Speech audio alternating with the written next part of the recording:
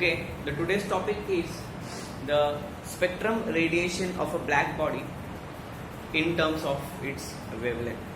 As we know that whenever the heat radiation is incident on a black body, it tries to emit electromagnetic waves incident on it. Okay, and this electromagnetic waves radiation primarily depends on the temperature.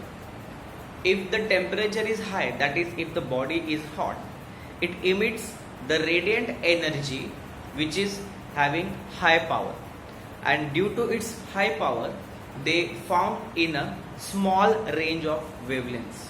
That means if the radiant power is high, comparatively the wavelength is low and frequency is also high.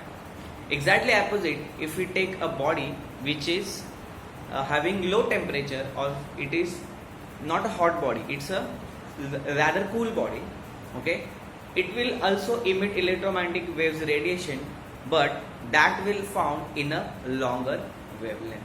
So we have plotted a graph here which is showing the relation between the wavelength and the radiant power. As it is clear that the radiant power, radiant energy per unit area or a radiant power, it's a primarily function of its wavelength. To study the emission of a black body radiation spectrum, we keep a black body at a different temperatures. Okay, we are going to maintain a black body at different temperatures, and we are going to observe the emission by the black body, its radiant power comparatively the particular wavelength. Okay, now we are going to study the characteristics of this spectrum of black body radiation. अब ये graph में हम observe कर रहे हैं कि this graph is not a uniform. That means the radiate energy per unit area per unit time by the black body radiation is not a constant with respect to wavelength. Even the temperature is maintained constant, the radiant power of an emission is not a constant with respect to a wavelength. One more thing we notice that in the lower wavelengths, this radiant power increases rapidly, okay, and attain the maximum value of radiant power at a particular wavelength, and then again slowly decreases. Okay. Second point is, if we increase the temperature, the wavelength at which the radiant power is highest also decreases. Hence we say that this graph shifts towards left. Next point is that the area covered by each curve represents the total energy radiated per unit area per unit time. Also, at higher temperature, the radiant energy per unit area per unit time at a particular wavelength also increases. Okay, if we increase the temperature, the radiation of a black body increases, and hence the radiant power of black body radiation also. That's it. Okay, we move to our next topic, that is Wien displacement law. This law states that the wavelength at which the radiant power of a black body is highest is inversely proportional to its absolute temperature. In this graph we can see that at different temperatures, the wavelength at which the radiant power of a black body was maximum, it's decreasing. अगर आप temperature को increase कर रहे हो तो ये जो particular wavelength है जहाँ पे हम मैक्सिमम वैल्यू ऑब्जर्व कर रहे हैं, दैट इज डिक्रीजिंग. ओके, और इसी को बोलते हैं when displacement law. I again repeat, the Wien displacement law says that the wavelength for which the emissive power of a black body is inversely proportional to the absolute temperature of it. Okay, अगर हम लोग यहाँ पे lambda max, that is the wavelength at which the radiant power is maximum for a black body, consider करते हैं, and T is the absolute temperature of a black body, then lambda max is inversely proportional to temperature. It is inversely proportional, we have to take one constant here. So lambda max is equal to V upon T, where V is called as Wein's constant and the value is given, that is 2.898 into 10 power minus 3 meter Kelvin. Okay, that's it.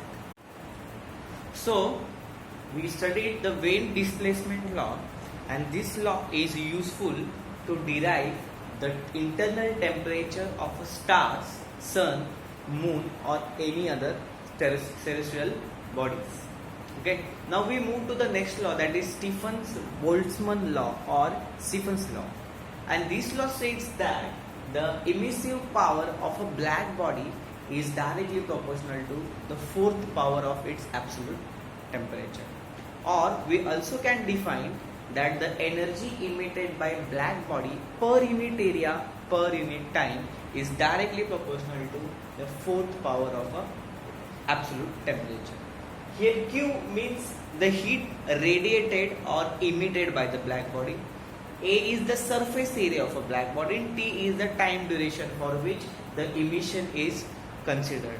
Okay, so Q upon AT is nothing but the emissive power of a black body. As we know that the black bodies are able to emit larger percentage of the incident radiation. Okay, so here emissive power is directly proportional to the fourth power of absolute temperature.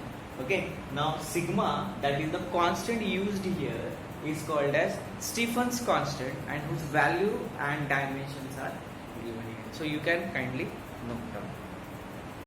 Now this Stephen law is applicable to the normal body, and if this is applicable, then the formula, that is Q upon AT, is directly proportional to sigma into T square, will be added with the coefficient of emission, because this E is equal to small e into sigma into T square is to 4.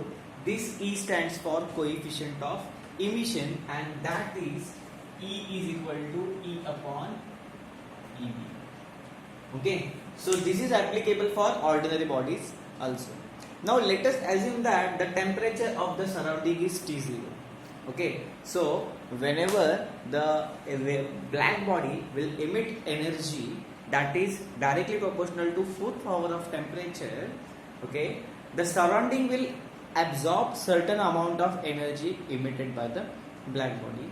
So the net loss by the black body due to its radiation will be sigma T raised to 4 minus whatever the energy absorbed by the surrounding. Now let us assume that the surrounding will also absorb the energy per unit area per unit time, and that will directly proportional to the fourth power of that temperature. अब surrounding का temperature तो T0 है, therefore surrounding के temperature के हिसाब से whatever the energy absorbed by the surrounding, that will become sigma T0 raised to 4. Okay, so the net loss of energy per unit area per unit time for a black body will be actually the sigma T raised to 4, that is the energy is emitted by the black body and the amount of energy absorbed by the black body. Okay, if the T0 is greater than T, that means अगर surrounding का temperature अगर उस black body temperature से कम है, तो black body will gain the energy instead of losing. Okay, so that time the net gain of energy per unit area per unit time will be sigma T0 raised to 4 minus sigma T raised to 4. So by this way we have completed our first topic, that is kinetic theory of gases and radiation. In this topic we covered the transfer of heat, then we covered the expression for pressure exerted by a gas in a container, then we also have derived some formulas for kinetic energies, then we also have studied the root mean square velocity, then also we have studied the absorption, reflection and transmission concept, then the transfer of heat, that is convection, conduction and radiation.